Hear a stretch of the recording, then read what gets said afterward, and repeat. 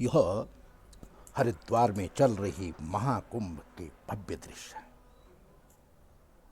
इस महाकुंभ में हिंदू धर्मावलंबियों की विविध रंगों की विविध झांकियां देखने को मिल रही है।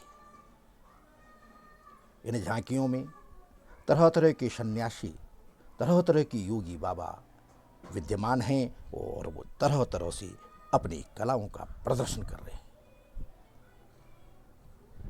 इन कलाओं के प्रदर्शन में लोगों का मनोरंजन हो रहा है, लोग आनंदित हो रहे हैं और उन्हें भारतीय हिंदू धर्म सनातन परंपरा के सुनहरे भविष्य की तस्वीरें नजर आ रही। इस क्रम में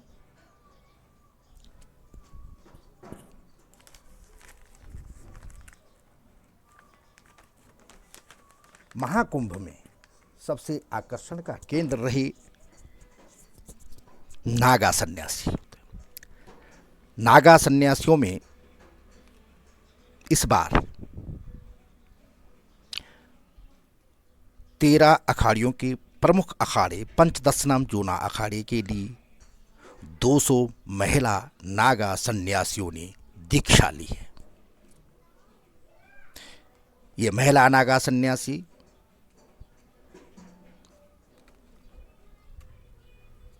हरिद्वार में चल रही महाकुंभ में जूना अखाड़े की अंतर्राष्ट्रीय संरक्षक महंत श्री महंत हरिगिरी जी महाराज, अंतर्राष्ट्रीय सभापति श्री महंत प्रेमगिरी जी महाराज, पंचनाम जूना अखाड़ा माईवाड़ी की अंतर्राष्ट्रीय अध्यक्ष श्री महंत आराधना गिरी जी एवं अंतर्राष्ट्रीय मंत्री सहज योगिनी माता शैलजा गिरी की संरक्षण में नागा सन्यासी बनने की दीक्षा ले रहे हैं। इनके साथ ही इस अखाड़े की पूर्व महंत श्री महंत अन्नपूर्णा गिरी भी मौजूद हैं। वे भी इन नए महिला सन्यासियों को नागा सन्यासी बनने की प्रक्रिया में आशीर्वाद दे रहे हैं।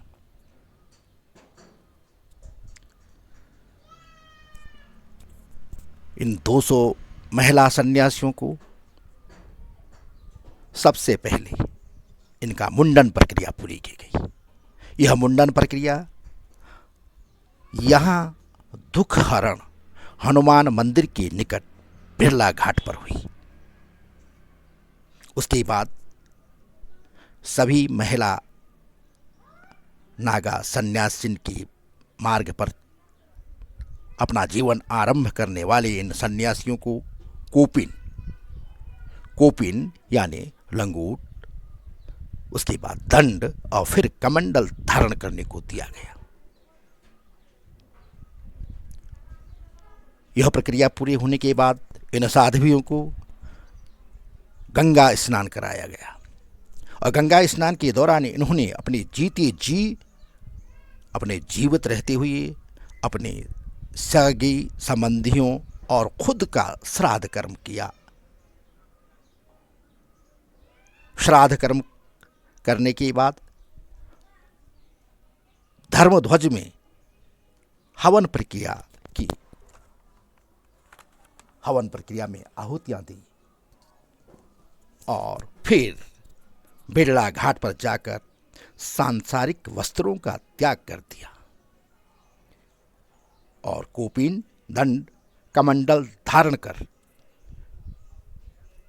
पवित्र गंगा भगवती में जीवनदायिनी गंगा में 108 डुबकियां लगाई और संसार के जीवन का त्याग कर कठोर जीवन की तरफ अपने को समर्पित कर दिया। नागा सन्यासियों का सबसे कठोर जीवन होता है। उन्हें तपना पड़ता है, उन्हें अपने जीवन को खपाना पड़ता है और जीवन की जीती जी आहुति देनी पड़ती है। नागा सन्यासिन नागा बाबाओं की तरह नग्न नहीं रहती हैं। उन्हें गेरुआ वस्त्र लपेटकर जीवन यापन करना पड़ता है। वो सिर्फ गेरुआ वस्त्र पहनती हैं, लेकिन नागा बाबों की जीवन में आने वाली सारे जो संकट होते हैं उनका बहादुरी के साथ सामना करना पड़ता है। हमारे यहाँ 13 अखाड़ों की परंपरा है। 13 अखाड़ों में सिर्फ पंचदशनाम जूना अखाड़ा, महानिर्वाणी अखाड़ा, अटल अखाड़ा, निरंजनी अखाड़ा, आनंद अखाड़ा और आह्वान अखाड़े को ही महिला नागा सन्यासी के रूप में अपने कुनबे को आगे बढ़ाने की अनुमति है। जूना पंचदशनाम अखाड़े में प्रयागराज में 2019 में हुई महाकुंभ के दौरान 60 से ज़्यादा महिला नागा सन्यासियों ने दीक्षा ग्रहण की थी। पंचनाम दूना अखाड़े की विशेषता यह है कि इसकी प्रतिष्ठा 13 अखाड़ों में सबसे ज़्यादा है, सबसे अहम मानी जाती है। यही वह अखाड़ा है जिसने किन्नर अखाड़े को महत्ता दी। और प्रयागराज में 2019 में की महाकुंभ के दौरान जब किन्नर अखाड़ों के पेशवाई में शामिल होने का साधु संत और अध्यात्म से जुड़े लोग विरोध कर रहे थे और उनका कहना था कि यह सनातन धर्म के खिलाफ है, तो पंचदशनाम जूना अखाड़े ने उनकी बातों को महत्व नहीं दिया, उनको नजरअंदाज किया और किन्नरों को अपनी पेशवाई में शामिल किया। इस बार हरिद्वार में भी किन्नरों ने जूना अखाड़े की पेशवाई में शामिल होकर के अपनी भव्यता का प्रदर्शन दिया। उनका कहना है कि हम भी धर्मावलंबी हैं, हम भी हिंदू धर्म को मानते हैं, हम भी सनातन धर्म परंपरा के वाहक हैं, हमें भी यह हक मिलना चाहिए कि हम हिंदू धर्म सनातन परंपरा को आगे बढ़ाने के लिए सन्यासी के रूप में काम करें। उन्हें यह हक दिया गया और आज किन्नर अखाड़ा हरिद्वार महाकुंभ में लोगों की आकर्षण का केंद्र बना हुआ है। इसी तरह से पंचायती महानिर्वाण अखाड़े में 75 नागा सन्यासियों को दीक्षा दी गई। इन सब सन्यासियों को कनखल सन्यास मार्ग स्थित हरे भारती आश्रम गंगा तट पर कोपीन दंड कमंडल देकर उनका यज्ञोपवीत संस्कार कराया गया। उसके बाद उन्हें गंगा स्नान के लिए भेजा गया, जहां उनमें भस्मी निशान दिया गया। भस्मी स्नान की प्रक्रिया पूरी होने के बाद इन 75 नागा पुरुष सन्यासियों को उनके साथ पीढ़ियों का श्राद्ध कर पिंडदान करने को कहा गया। उन्होंने भी खुद जीते जी अपना पिंडदान किया और महानिर्वाण की तरफ बढ़ गई। महानिर्वाणी अखाड़े की महंत विनोद गिरी हनुमान बाबा, महानिर्वाणी अखाड़ा की आचार्य महामंडलीश्वर स्वामी विवेकानंद, स्वामी विशोकानंद महाराज ने वैदिक विधि विधान के साथ इन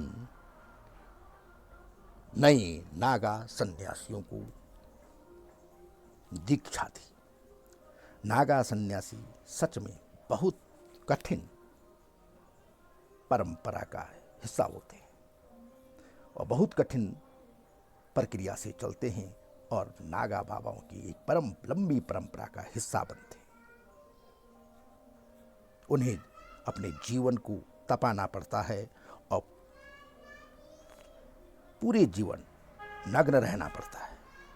सर्दियों में कड़कड़ाती ठंड में तो गर्मियों में चीर देने वाली धूप में स्वयं को सुखाना पड़ता है। इस तरह से नागा बाबाओं की एक लंबी कठिन प्रक्रिया पूरी होती है और वो हिंदू सनातन धर्म, हिंदू धर्म की रक्षा का काम करते हैं। नागा शब्द मूलतः पहाड़ पर रहने वालों लोगों के लिए इस्तेमाल भी होता है, लेकिन इसके कई शब्द अर्थ हैं। नागा शब्द का मतलब है कि जो पहाड़ पर रहते हैं, यानी वो लोग जो पहाड़ों पर गहन जीवन यापन करते हैं। नागा आदिवासी समुदाय भी है। भारत में तो हमारे यहाँ तो एक नागालैंड एक प्रदेश है जहाँ नागा जनजाति के लोग निवास करते हैं, जहाँ नागा जाति के लोग रहते हैं। नागा शब्द का अर्थ व्यक्ति के नग्न रहने से भी है। कछार भाषा में नागा का अर्थ है लड़ाकू या बहादुर युवा। नागा आदि शंकराचार्य से पहले की परंपरा है। आदि शंकराचार्य जी ने देश के 4 हिस्सों में हिंदू धर्म की संरक्षा के लिए, हिंदू धर्म को बढ़ावा देने के लिए आश्रमों की स्थापना की थी। वो पीठ आज भी विद्यमान है और उन्हीं की अनुकरण से भारत में हिंदू धर्मावलंबी आगे बढ़ते हैं, हिंदू धर्म की सेवा करते हैं। लेकिन आदि शंकराचार्य के समय इन्हें अखाड़ा नहीं कहा जाता था, लेकिन तब भी लोग नग्न रह करके हिंदू धर्म की सेवा करते थे। वैदिक साहित्य में जटाधारी साधुओं का जिक्र है। जटाधारी साधु भी यही नागा बाबू कहलाते थे। नागा बाबा महात्मा बुद्ध और महात्मा महावीर के समय में थे। जैन धर्म में तो दिगंबर साधु नग्न रूप में रहते हैं। जैनियों में दिगंबर साधु और हिंदुओं में नागा साधु एक तरह का जीवन जीते हैं, एक ही तरह से अपने शरीर को रखते हैं, तपाते हैं।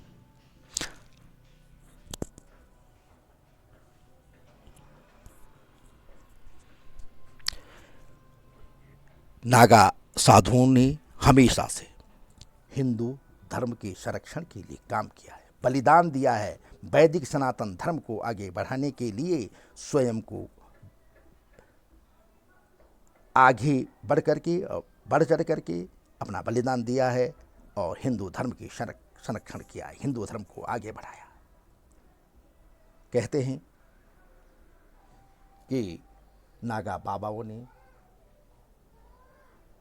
हथियारों का इस्तेमाल 14वीं शताब्दी की बात तब शुरू किया जब मुगल आक्रांताओं ने हिंदू धर्म पर हमले शुरू कर दिए थे। उस समय औरंगजेब, अब्दाली, मोहम्मद बिन अब्दाली जैसे कई आतंकी थे, कई आक्रांतक थे, कई धर्मभीरु थे जिन्होंने शासन किया, लेकिन हिंदू धर्म को ध्वस्त करने के काम किया। इन्होंने काशी विश्वनाथ मंदिर पर भी आक्रमण किया था, लेकिन काशी विश्वनाथ मंदिर में जब नागा बाबाओं ने अपना प्रचंड रूप दिखाया तो मुगल सेना को भाग खड़ा होना पड़ा था। इसी तरह से हरिद्वार में 1664 और 1666 में पहले मोहम्मद अब्दाली ने हमला किया तो हरिद्वार में नागा बाबाओं के सामने उनकी एक नहीं चली और नागा बाबाओं ने उन्हें वहाँ से खदेड़ दिया था। 1666 के युद्ध में भी उन्होंने हिंदू धर्मनगरी हरिद्वार पर हमला करने का प्रयास किया, लेकिन तब भी हिंदू धर्मावलंबी नागा बाबाओं के सामने उन्होंने घुटने टेक दिए और नागा बाबाओं के चने चबवा दिए थे। यह एक लंबी परंपरा का हिस्सा है जो आज भी हिंदू सनातन धर्म को आगे बढ़ाने के लिए काम कर रहे हैं।